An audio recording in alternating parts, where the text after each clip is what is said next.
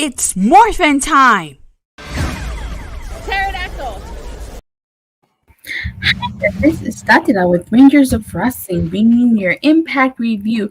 And as always, I'm joined by my co-host, The Swerve Show.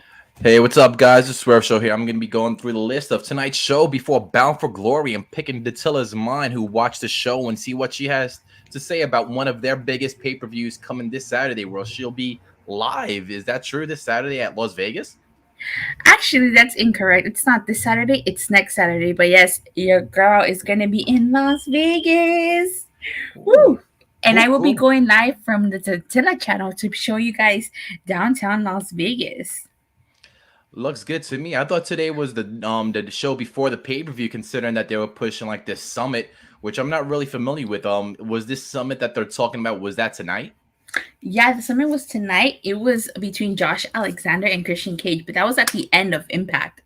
Okay. Was it sort of like a contract signing, or like both people like explain that, unless you want to wait I think till it was the end. just both of them talking about their match. Okay. Look forward to hearing that. I guess we'll get straight into it. This looked like it was a pretty good card, and our first opening match was an X Division title tournament. And from what you said on your Twitter account, it seemed like it was pretty entertaining. We had El Phantasmo with Chris Bay and Hikulo. How do you pronounce it? Hikuleo. Hikuleo. Yeah, it was in Phantasmo, accompanied by Chris Bay and Hikuleo versus Willie, Mack, and Rohit Raju. How was this one? Was it as good as you said it was? Say it was? Yeah, I really liked the match. I thought it was an amazing, of course, and Phantasmo, good, doesn't disappoint. This is, I think, like the second or third match that I've seen of him. Yeah, very good. He's a very good wrestler. Does not disappoint. A couple spots that I noticed: Willie Mack did the cannonball on El Phantasmo, squashed him, and Rohit did the cannonball on both of them. Willie Mack took them both out, even though El Phantasmo and Rohit were working together to eliminate him. Willie Mack did a double cover on both Rohit and El Phantasmo, but that failed because El Phantasmo still managed to kick out Chris. One thing that I noticed was that Chris Bay was trying to fan, El Phantasmo like that. I thought that was funny. My question to you, though, since I've been following it as of late, Willie Mack, how did he wind up tag teaming with Rohit Raju? Wasn't he a team with I forgot his name, the guy who likes to dance a lot, who lost the defeated Moose? That's Rich Swann, and he's not teaming. He wasn't teaming. This was an X Division qualifying match, so it was Willie Mack versus Rohit. It was a four-way. No, it was a three-way. Oh, yeah. Sorry about that. It's okay. But of course, Oh, sorry. I'm sorry for cutting you off. Go ahead. I'm sorry. It's okay. So Willie Mack almost had the match won, but of course, Bullet Club was at ringside. So Chris Bay and Hikuleo distracted the referee, and then Willie Mack took them out. And of course, Rohit tried to steal the victory from Willie Mack. That failed, and we ended up with El Phantasmo as the winner. So it's going to be Phantasmo, Steve Macklin, and Trey Miguel at Bound for Glory for the X Division title. Ooh, okay. El Phantasmo. Is he blowing up in Impact Wrestling? I've seen his name a lot all over the websites and online. I believe so. He's a really good wrestler. Like, he had a really good match against Josh Alexander last year. Oh, wait, not last year. Earlier this year for the X Division title. Okay. I just see his name a lot, and since I've missed maybe a month's worth of shows, actually last week I saw it with you. He never really like sticks out to somebody that I should be aware of. But since you've pointed out some key players that started off new and they're blown up now, I'll take your word for it. And I believe there was a backstage segment. I don't know if you might have caught this, because there are so many backstage segments at Impact Wrestling. One of the reasons why I liked them was actually between Gia Miller as she speaks to Ace Austin and Madman Fulton. Any things you would want to point out in that segment? So basically, this was just Ace Austin saying that his business with Christian Cage is far from over, and that he was upset that Josh Alexander, invoked option C and basically jumped the line and declared himself number one contender, making things a lot harder for himself. Ace Austin and Madman Fulton, of course, are going to be a part of the 20 athlete battle royal later on in the night, and they said that they have a plan. That was basically the gist of the segment. Okay. And I'm trying to catch up on things as well on the website, on your page, about all of the results. And I don't want to skip too far ahead. I believe there was another segment maybe about the Digital Media Championship before we got to Savannah Evans with Tasha Steelz versus Lady Frost. Anything important about that?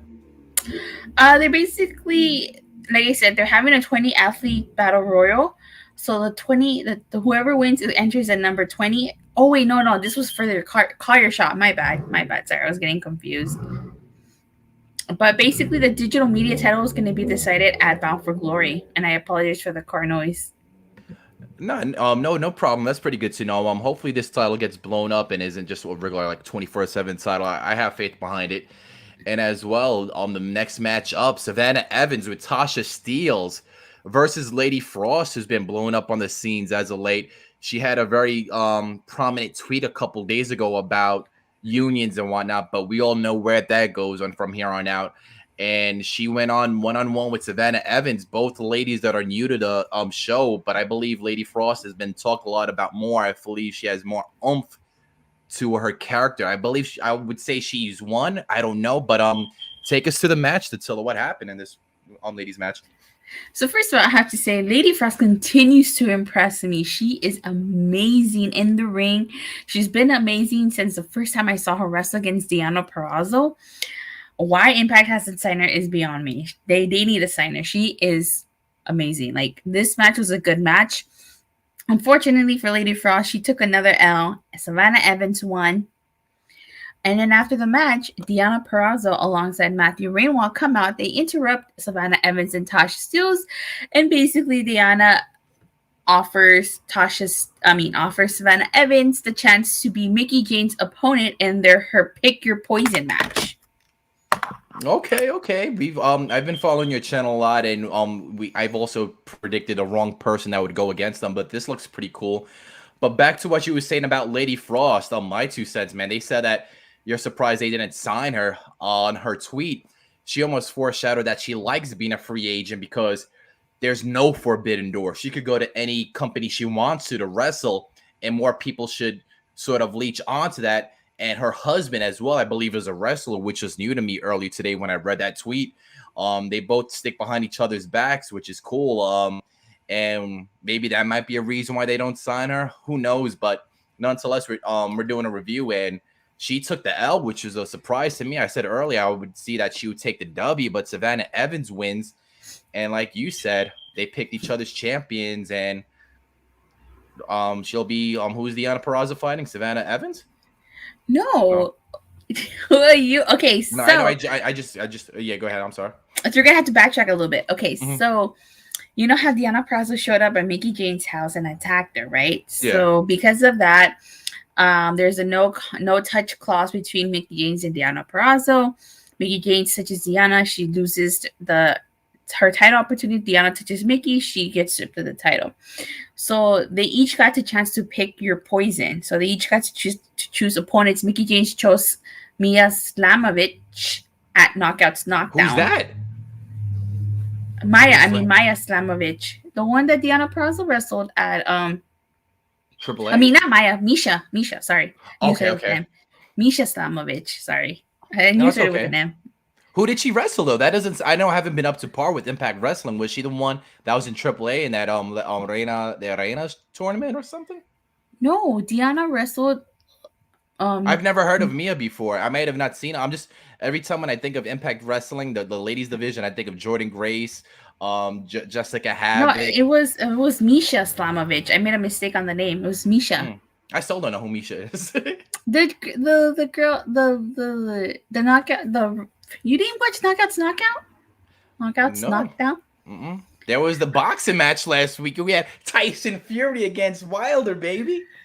Oh my god. Okay. So back to the review.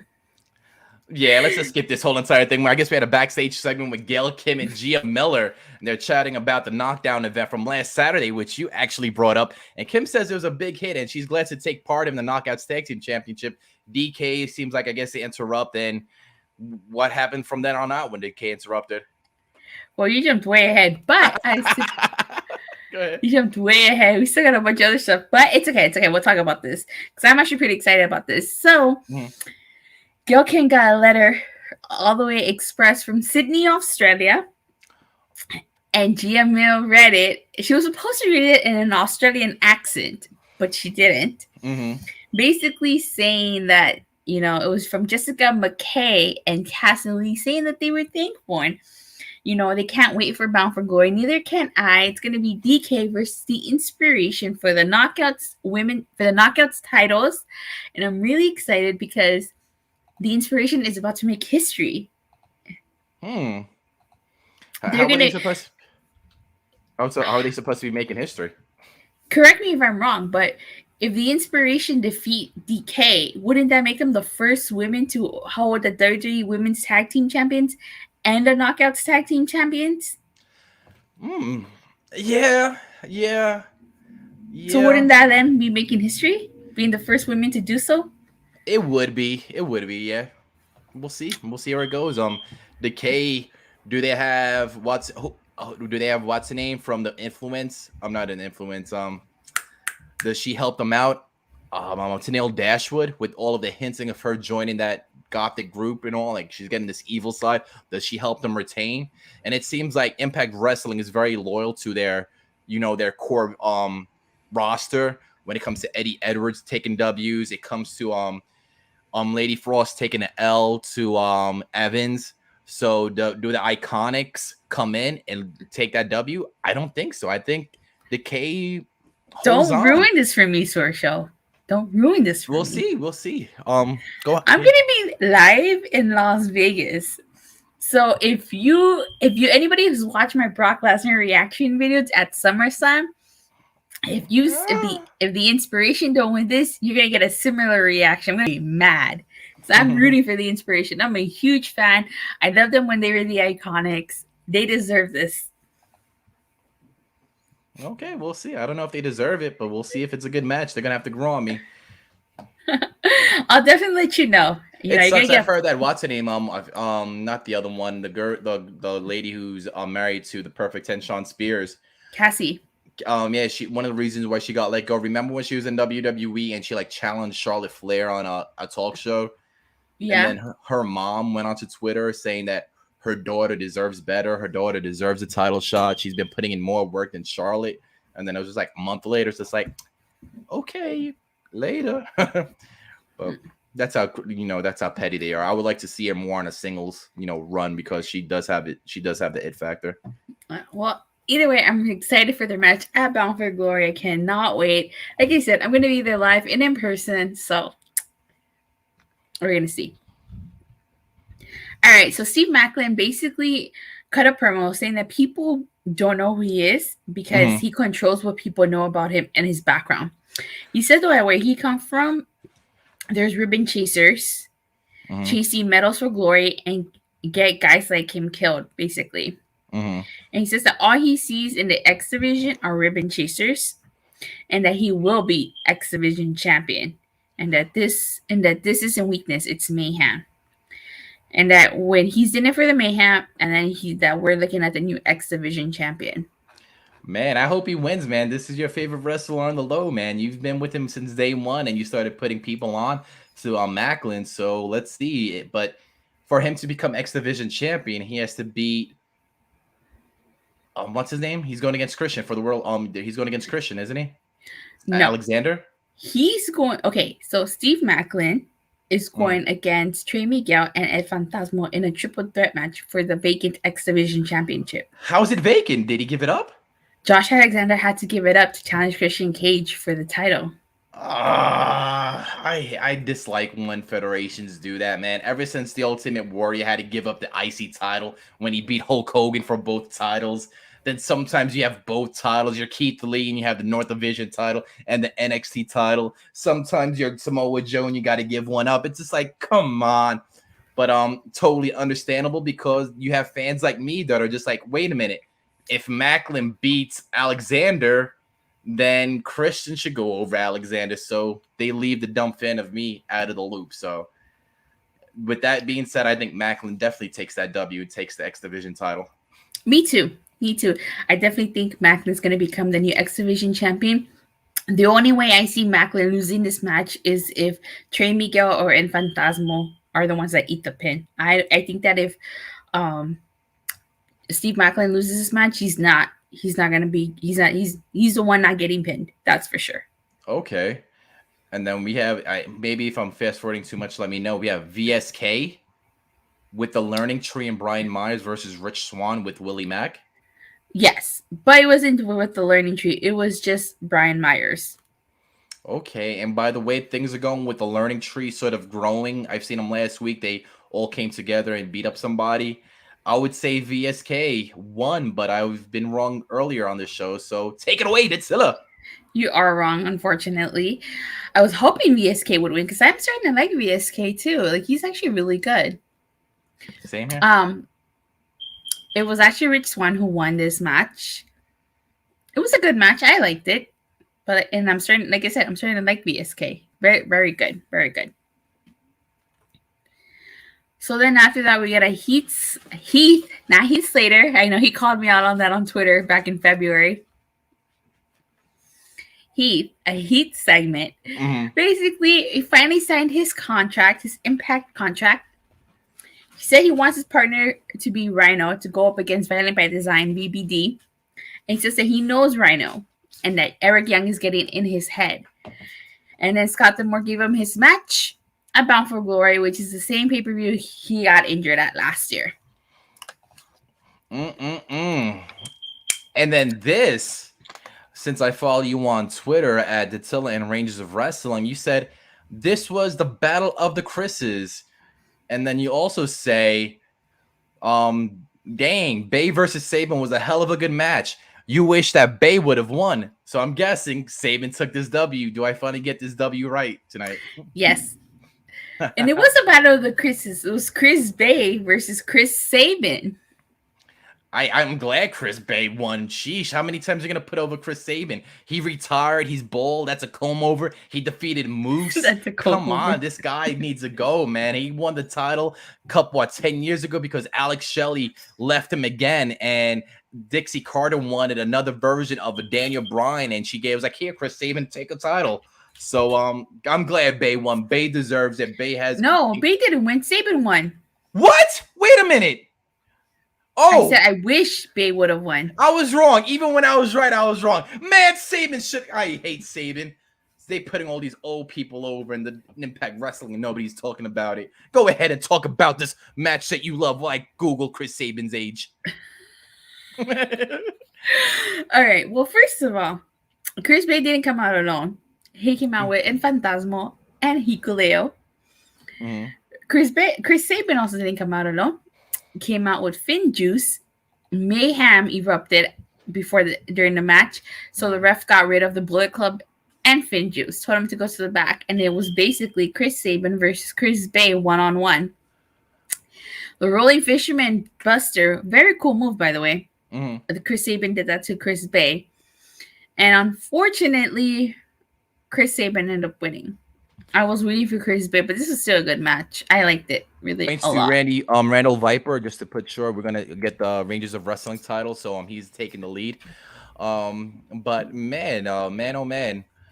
I'm just he's gonna be 40-0 against Chris Sabin though, but I'm just pissed off that Bay hasn't won. And where's Jay White? Do you have any word or scoop on where Jay White, the leader of Bull Club, is at with Impact Wrestling, or is his time up right now? I don't know where Jay White is. I really hope he does come back, though. Who knows? He might make an appearance at Bound for Glory for all we know. Like Suzuki? Sheesh. Suzuki's coming to Impact. That guy's getting that F money like Virgil, man. If you guys follow wrestling online like a nerd like I am, and you know what Virgil's saying is with that F money, this guy's been on everything. He's on AEW. He's in GCW. If me, you, Steve, Randy Viper created a wrestling company right this minute, we could get Suzuki on the show right now. Speaking of GCW, some breaking news today. LA Fight is going to be, which was created as a West Coast division or a subdivision of GCW. It's going to be like a partner company. That's what you were tweeting in the messages. I was trying to figure out LA Knights here. GCW, and so what? I don't get it. Why should we care about LA Fights? Why should me and Randy Viper and Steve care about them? They're just like there are minor leagues to them. You said they're like going to be like a subdivision of GCW, I think, or like a sister company. Similar to I'm reading the pamphlet that you posted out on Twitter. If you don't follow Datilla on Rangers of Wrestling and Datilla, you should be able to see this. To skim over it really quick, it says similar to GCW's Jersey Championship Wrestling brand on East Coast, LA Fights will provide an additional showcase for both West Coast rising stars and SoCal legends to compete on the GCW platform. So it's almost like, wow, GCW's blown up that big that they sort of have their own NXT. And their first show is Sunday, November 28th. And guess who's going to try to go to their inaugural show? What, are they in Las Vegas or something? No. No. Okay. Damn, imagine. I can't go to Vegas that many times. They've sold out. GCW has sold out all 3 of its events to Los Angeles since returning to LA. So they definitely do have a following. Props to them. I like GCW on the low. I always follow them on Twitter and people retweeting their stuff, and they're crazy, man. We love injuries. Hopefully you get a chance to see it and film it and get a strike on your channel. I mean, excuse what? I'm gonna do what I did for New Japan. Just make a vlog. Just talk about it. You better not do any crazy noises like if Suzuki comes out and you're like, oh, Suzuki. You're like, dang. Oh my god. If you guys have seen some of my vlogs, I do make a lot of noises in the background. Just as Swear Show. Swear Show still to this day has not let me live down my Brock Lesnar reaction video. Daniel Staten is up in here. What up? Oh man. And then I guess that I'm gonna go down the list. I might have just X'd out the results, but it seems like that was we have a battle royal tonight. Yeah, we had a battle royal. I guess Elisa, Johnny Swinger, Petey Williams, Brian Myers, or go ahead. I cut you off. So before we talk about the battle royal, we had a very sad video montage about Swingers Palace. So sad. I actually really enjoyed Swingers Palace. It was the best part of Impact Wrestling. Their backstage segments were hilarious, and Impact does not get enough credit for its comedy. And the Swingers... Was Tommy Dreamer a big part of that segment, though? No. I would always see him in that, so I'm thinking maybe he had a part of it or something while to do it. But man, he is so good. If Johnny Swinger was on AEW, woo, I like him. I agree with you. That was probably one of the funniest segments. Everything's money with him. Yeah, definitely. So going back to 20, it's called a 20 athlete battle royal, and it consisted of men and women. And the first person eliminated was Alicia Edwards because she tried to go after Moose and Morrissey. Moose and Morrissey? Moose and Morrissey, yeah. Man. Johnny Swinger eliminated himself because Kimberly and Brandy Lauren were like after him, so he eliminated himself. He's a gangster. I like him. Yeah, the learning tree actually saved Brian Myers, I mean, the first time from getting eliminated. The second time, thanks to Rachel Ari, they did not manage to save him. Yeah. Kimberly and Brandy Lauren attempted to eliminate W. Morrissey, and then Moose got eliminated. By who? He ended up... I did not catch that. I think it was by Chris Sabin. Oh my god! I swear to God, if it's by Chris Sabin, I gotta run it back and see who eliminated Moose. But Moose helped Morrissey by stopping Sabin from eliminating Morrissey, and John. I was to say John Morris. I'm reading it right now. You're right. Chris Sabin sends Moose to the outside. Sabin hits a missile drop kick and grabs Morrissey by the leg. Moose pushes Morrissey back into the ring. Moose is eliminated. Wow. Sabin owns Moose. Yeah. He must own stock in Impact Wrestling. He must know dirt against somebody. He must know stories that are going to put the company down. There's no reason why this guy came back out of nowhere to help somebody at the last second. All of a sudden is a strong part in everybody's storyline. Oh, sorry. Actually, I really don't care about Chris Sabin. Life is really serious. Life ain't that serious, but I'm pissed. So W. Morrissey ended up winning this, and he ended up winning this, which means he's gonna enter number 20 in the Call Your Shop. Wait, so who won this again? Don't tell me Sabin. Morrissey, right? Morrissey. All right, Big Kaz, Enzo Amore's tag team partner. For those of you who aren't wondering, because I know Dan, and Viper don't know who Morrissey is, but they know Big Kaz, and they still won't watch Impact Wrestling. But you better tune in every night, the Thursday, to watch this. All right, points to Viper, but I'm happy that he's winning, and maybe he wins the title, and we get Braun Strowman, and the big guy's getting at it. Yeah. Well, actually, it's not for the title. It's for the Car Shot Battle Royal. I didn't say it was for the title. I just want big, beefy men going at it. Okay. Big, like Scott Steiner said, beefy men for the world title. WCW promo. Okay. Well, the ending of the show was the summit between Josh Alexander and Christian Cage. But we talked about that in the beginning, so I guess we wrapped up the about it though? We didn't talk. We said something happened at the end. What happened? Were there any zingers? Did Josh Alexander say, "I wish I would have fought Edge instead of the Whack brother"? Did Christian say that you look like a washed up Kurt Angle? Like, what happened? Were there anything stuck out from this summit that they wanted us to wait 2 hours to watch for the last 2 minutes? Nothing stood out to you, Nutella? Well, basically, Christian said that he's followed Josh's Alexander career. No, he hasn't. He hasn't watched Josh's Alexander's career. He's lying. He said that at the root of all of this, he's a wrestling fan. He said that he watched Josh Alexander wins the X Division. Yeah, and knows how dangerous Josh is. Man, so Christian's putting himself out there that he watched Impact Wrestling while he's with WWE. Huh? Dattilo want to kill me. Dattilo's like, you'll never talk about Impact Wrestling this bad again. Yeah. But I had a yawn. So that's pretty much it, basically. But Stone Cold showed up later on, didn't he? No, he did not. I must have been watching the wrong show. Sorry, guys. I was not watching Impact. But no, it seemed like a pretty cool show. I guess we have one more show before the go home. Yeah, definitely. So tonight's show was actually a good show. I enjoyed tonight's show. I'd give it what I give it at? I would give it a 3 out of 5. Pretty good show.